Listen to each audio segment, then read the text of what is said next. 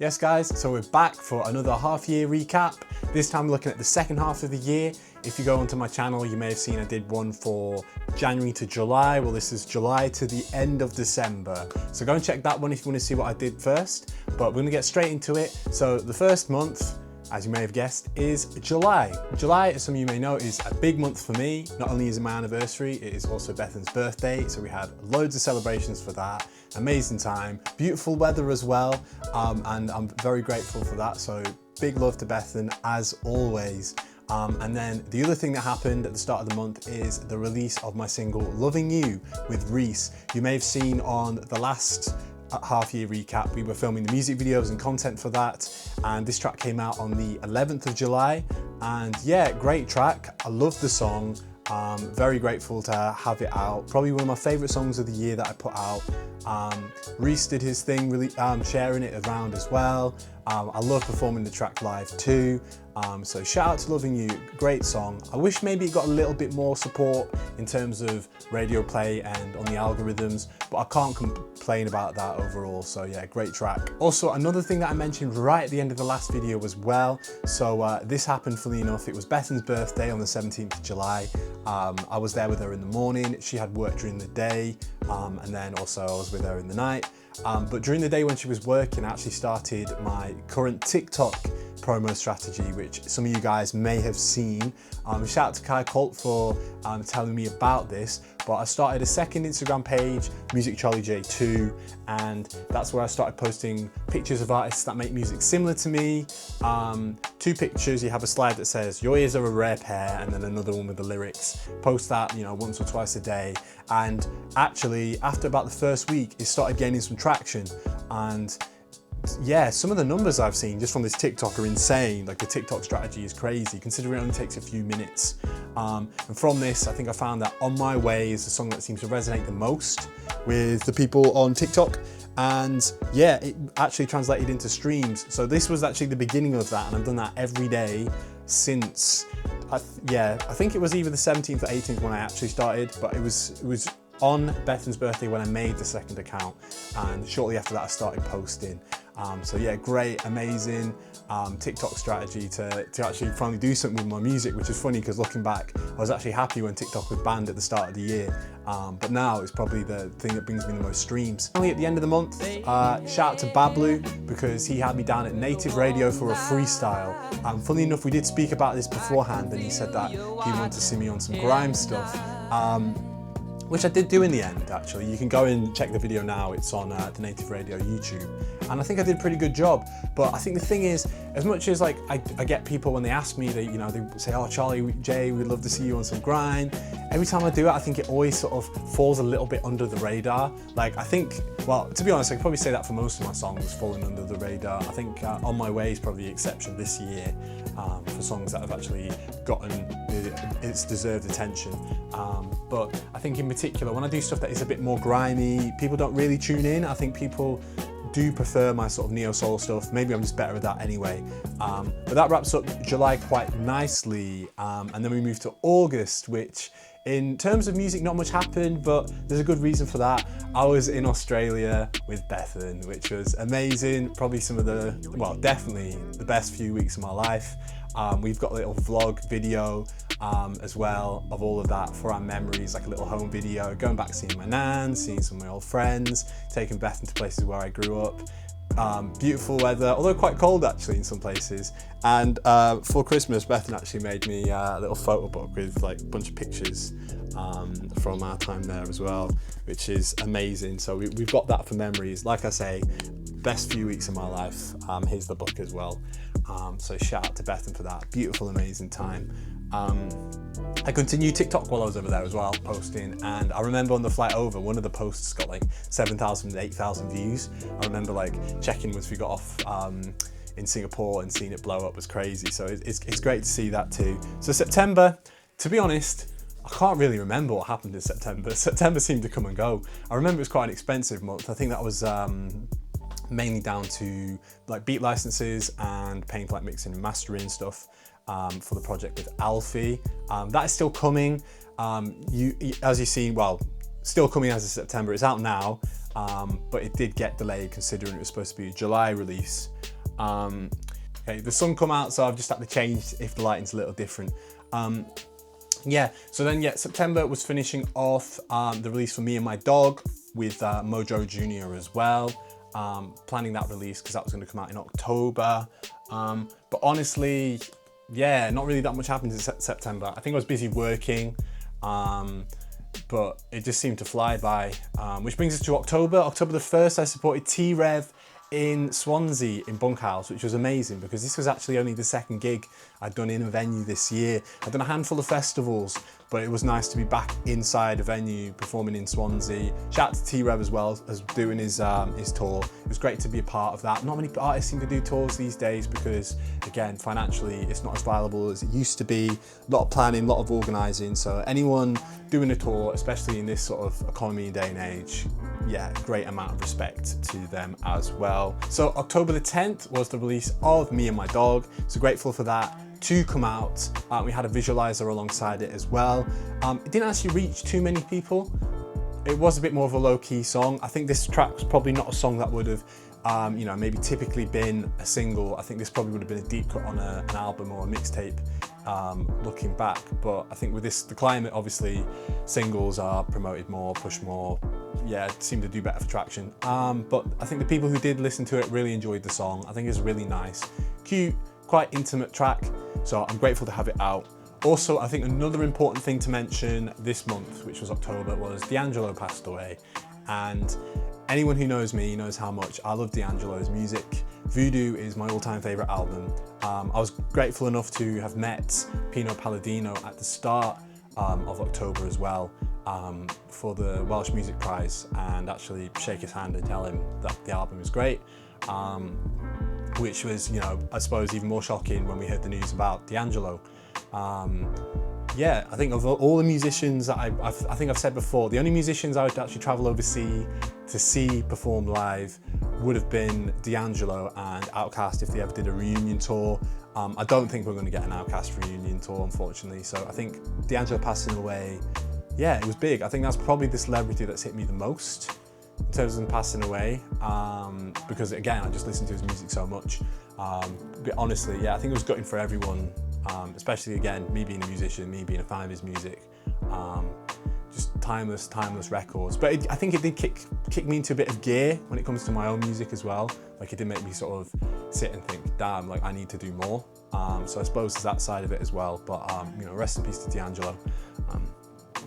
And then finally, at the end of the month, we had DJ AG. He came to Cardiff. This was the third time he's been to Cardiff. I've missed him in the past. One of the times I was filming, I forget what I was doing the other time, but this time I thought, you know what, I'm gonna go down, I'm gonna, you know, see what's up. So I messaged Replay, because Replay is always there first. Shout out to Replay. And he told me what time he was getting there. So I got there when Replay did, and to try and make sure that I had a chance to perform. Freezing cold day. Oh my God, it was, yeah, bitter cold. I remember after I finished, Bethan was there, and yeah, shout out to her. She bought me hot chocolate because I was shivering so much. But yeah, that actually seemed to break through the algorithms. There's people who hadn't probably even realised I was still doing music, because if anyone knows who's a musician these days, algorithms on Instagram are just not good. People don't see your posts. But yeah, I had a video shot on my phone of me performing at DJ AG, and yeah, it just seemed to do really well. Unfortunately, DJ AG's team didn't tag me in their post, but that's fine, innit? Like, the post itself, yeah, people saw, great time, supportive atmosphere around there, and grateful to have been able to have the chance to hop on. Okay, so November, finally, Gas Me Up, the mixtape, which was me and Alfie Appleyard, came out this month. So again, super grateful that finally came out. We were waiting for a feature for ages that never actually got sent, so we had to work around that. A bunch of other things came up, but it was a case of like finally having the project out. So we had a music video for me, myself and I already. I think that was shot a few months before the release actually. You know, features Swansea Stadium and a few other places as well. But yeah, grateful to get the project out. It was and still is slept on, which is a bit of a shame. I think again, this comes back to me what I was saying. If I'm not doing my typical sort of neo soul, jazz rap sort of stuff. I think people do seem to sleep on it. I remember recording me, myself and I in the studio, and Rue 6 was like, oh my God, Charlie, like, what, I didn't even expect that from you. And I was like, I've done stuff like this before, but again, people don't seem to tune in. But I am proud of the songs. I think all the songs are great.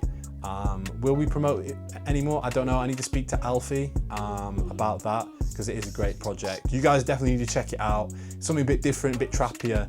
But that was sort of the main kind of thing for November in terms of music releases. 6 new songs.